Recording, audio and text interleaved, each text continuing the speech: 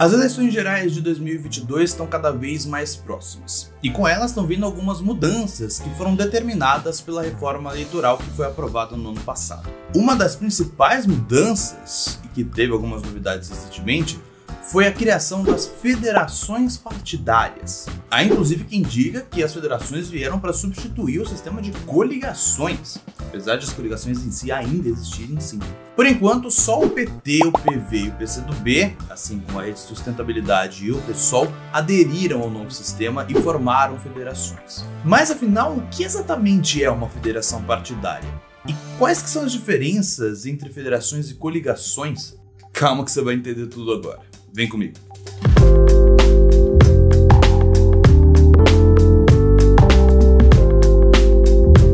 Olá, seja muito bem-vindo ao Política Sem Textão, o canal para você entender tudo sobre política, economia e cidadania de forma simples e didática. Como esse é um ano de eleição, já pode esperar vários conteúdos por aqui justamente sobre esse assunto, para você chegar em outubro sabendo de tudo para tomar a melhor decisão lá na urna. Então já deixa o seu like aí no vídeo se você gostou do tema e, para não perder nenhum conteúdo nosso, se inscreve no canal. Mas vamos começar então o vídeo. Afinal, o que é uma federação partidária? Bom, eu não vou te culpar se você não souber o que é isso, porque esse conceito está estreando nas eleições deste ano. Mas para explicar melhor os motivos para terem criado as federações, é mais fácil a gente entender como são formados os partidos aqui no Brasil e como é que funcionava, quais eram as regras para as uniões entre os partidos durante as eleições. Pela Constituição de 1988, o Brasil é um país pluripartidarista, ou seja, podem existir vários partidos diferentes por aqui.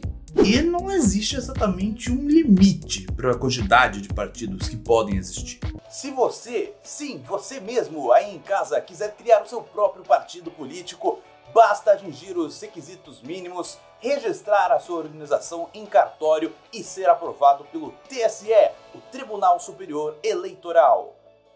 Tá, mas tirando a brincadeira, é basicamente isso mesmo. Bom, saindo da ditadura militar, que basicamente tinha só 2 partidos, era ótimo ter essa definição na Constituição porque garantia a criação do que chamamos de pluralidade de ideias. O ponto é que, como qualquer um pode criar um partido, uma galera quis fazer isso, principalmente com a criação do fundo partidário e mais tarde com a criação do fundo eleitoral. O resultado é que hoje em dia existem 32 partidos políticos registrados no Brasil. E assim, só de curiosidade, se você quiser ir lá no site do TSE para conferir o nome de todos eles, você vai perceber como tem muito partido até com nome parecido. Mas com tantos partidos assim, é óbvio que ia ter alguns partidos maiores e muito mais bem-sucedidos do que outros.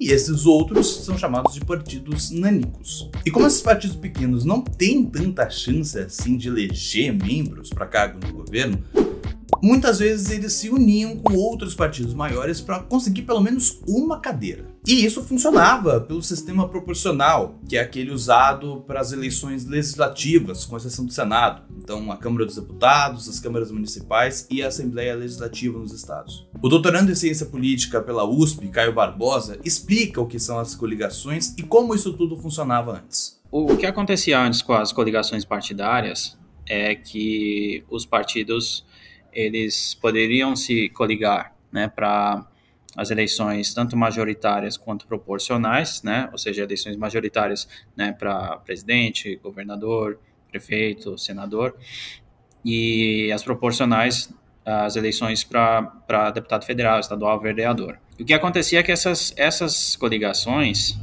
elas tinham um propósito meramente eleitoral. Uma vez que acabavam as eleições, elas terminavam, não havia nenhum compromisso, né, dos partidos seguirem unidos, e acontecia muito aquilo, né, porque quando você tem uma coligação, você está votando naquela coligação, né, você vota num partido de uma coligação, então você vota naquela coligação, e acontecia muito justamente de você dar o seu voto para um candidato de um partido, e esse voto servir para eleger outro candidato de outro partido, que às vezes você não quer. Bom, esses partidos pequenos, na prática, não têm tanta influência assim na política nacional, mas eles continuam existindo.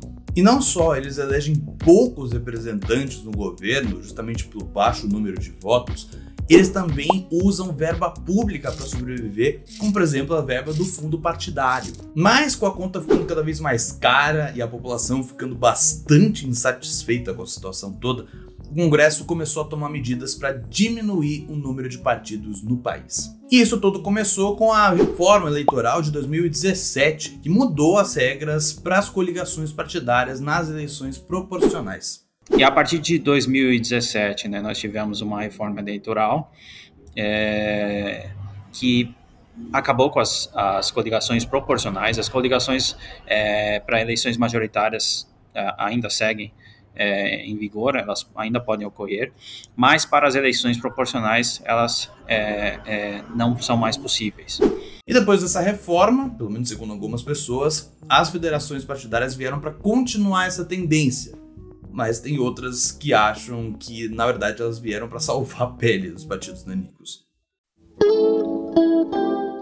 Mas agora vamos finalmente definir o que são as federações partidárias. Como eu já falei antes, o conceito de federação partidária foi definido na reforma eleitoral de 2021, ou seja, do ano passado. E essa reforma eleitoral basicamente alterou duas leis, a lei dos partidos políticos e a lei das eleições. E na lei dos partidos políticos foi acrescentado o artigo 11A, que diz o seguinte: 2 ou mais partidos políticos poderão reunir-se em federação, a qual, após sua constituição e respectivo registro perante o Tribunal Superior Eleitoral, atuará como se fosse uma única agremiação partidária.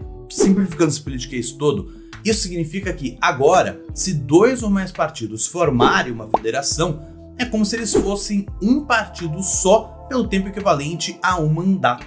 Ou seja, pelos próximos 4 anos, todos os partidos dentro da federação partidária precisam seguir as mesmas regras que uma única agremiação partidária também precisa. Cada federação precisa ter um estatuto que vai ditar aí as regras que os partidos e os membros desses partidos na federação precisam seguir. Isso inclui o funcionamento da federação em si, como vai ser definida a liderança, quais são os deveres e direitos de cada um, entre outros assuntos. Mas assim, de acordo com a lei, a identidade e a autonomia dos partidos dentro da federação é sim mantida. Ou seja, cada partido continua recebendo sua parte do fundo partidário e pode apresentar os seus próprios candidatos para a federação decidir definitivamente quais que vão para a eleição em si, entre outros. Os partidos têm até autonomia para sair da federação se eles quiserem. Só que muitos deles não vão querer sair não, até porque as punições são bem severas. Por exemplo, o partido que sair de uma federação não vai poder formar nenhuma outra federação com outros partidos,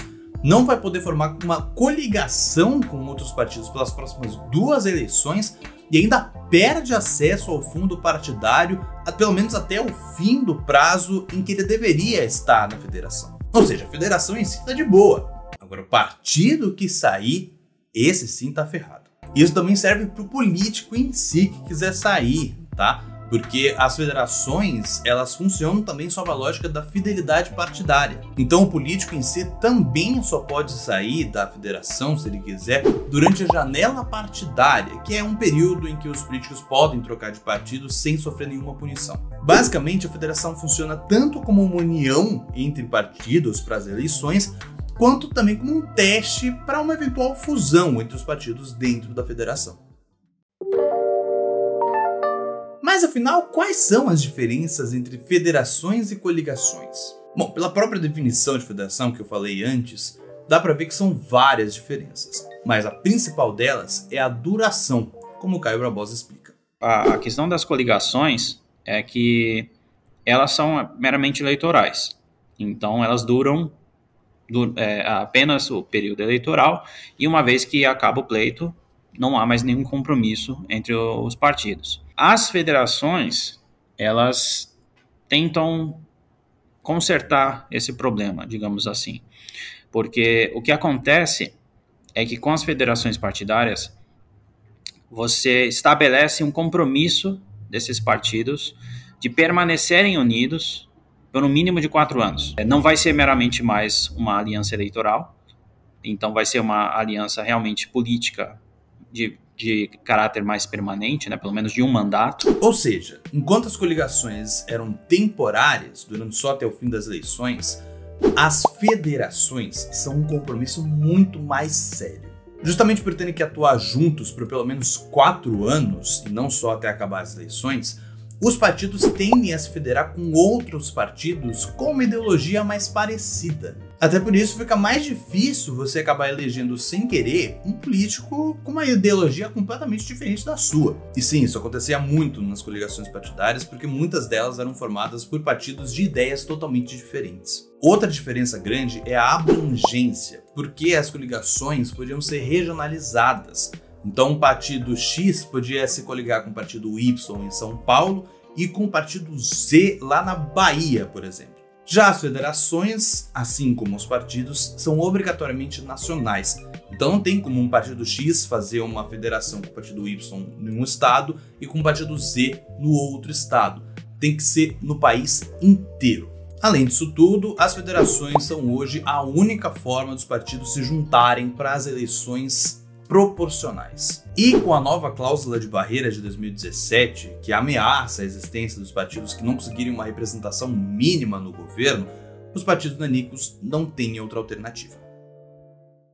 Beleza, a gente viu como é que funcionavam as coligações antes, o que são as federações e qual a diferença entre os dois conceitos. Mas quais que vão ser as consequências dessas mudanças não só para as nossas eleições, como também para o sistema partidário e para o nosso cenário político como um todo? E será que a maioria dos partidos vai adotar as federações assim como eles adotaram as coligações no passado? Essas e outras discussões você vai encontrar na nossa entrevista completa com o doutorando em Ciência Política pela USP, Caio Barbosa. A entrevista vai estar disponível no mais novo episódio do Política Sem Testão Atualidades, lá no nosso Spotify e no Google Podcasts. Se você gostou do vídeo, então não se esquece de deixar o seu like aí embaixo, se você não deixou no começo do vídeo, e aproveita, se inscreve e ativa as notificações para ficar por dentro dos nossos próximos conteúdos. Siga a gente também lá no Instagram, em @PolíticaSemTestão, para ficar por dentro das nossas postagens lá no feed e também os nossos posts no Reels. Daqui a pouco a gente vai ter novidade por lá.